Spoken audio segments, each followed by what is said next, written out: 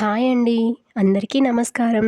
Welcome to our channel. ఆషాఢమాసం అంటే అందరూ ముహూర్తాలు ఉండవు అని అనుకుంటూ ఉంటారు. నిజంగా చెప్పాలంటే ఆషాఢమాసంలో లక్ష్మీదేవి ప్రతి ఇంటికి తిరిగి ఎవరికి ఐశ్వర్యం ఇవ్వాలి, ఎవరికి ఐశ్వర్యం ఇవ్వకూడదు అని సర్వే చేసే మాసం అని కూడా చెప్పవచ్చు. ఆషాఢ మాసంలో సర్వే చేయడం అయిన తరువాత శ్రావణ మాసంలో వరలక్ష్మిగా మన ఇంట్లోకి అడుగు పెడుతుంది అని పెద్దలు చెబుతూ ఉంటారు.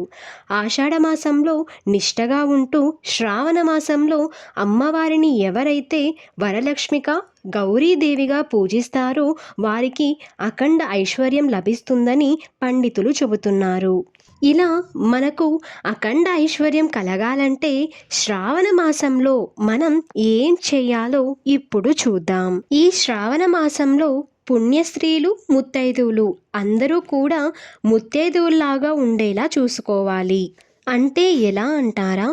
చేతి నిండా గాజులు వేసుకోవాలి, కాళ్ళకు పట్టీలు పెట్టుకోవడం, కాళ్ళకు మెట్టెలు పెట్టుకోవడం, జడలో పువ్వులు పెట్టుకోవడం, ముఖానికి బొట్టు పెట్టుకోవడం, చక్కగా లక్ష్మీదేవి మీరేనేమో అన్నట్టుగా తయారవ్వాలి.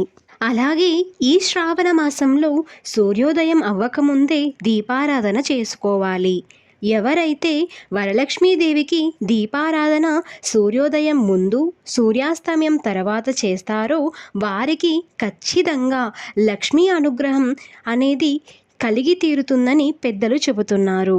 లక్ష్మీ అమ్మవారు మన ఇంట్లో వచ్చి కూర్చోవాలంటే ఇంటి ముందు ముగ్గు, సూర్యోదయానికి ముందు ఇంట్లో దీపారాధన, శుభ్రమైనటువంటి వస్త్రాలు ధరించడం, శుద్ధమైన మనస్సు ఉండాలి. శుద్ధమైన మనస్సు లేకుండా ఎన్ని పూజలు చేసినా ఫలితం అనేది ఉండదు. ఈ వీడియో కనుక మీకు నచ్చినట్లయితే లైక్ చేయండి, షేర్ చేయండి, సబ్స్క్రైబ్ చేసుకోవడం మర్చిపోకండి. Thank you for watching.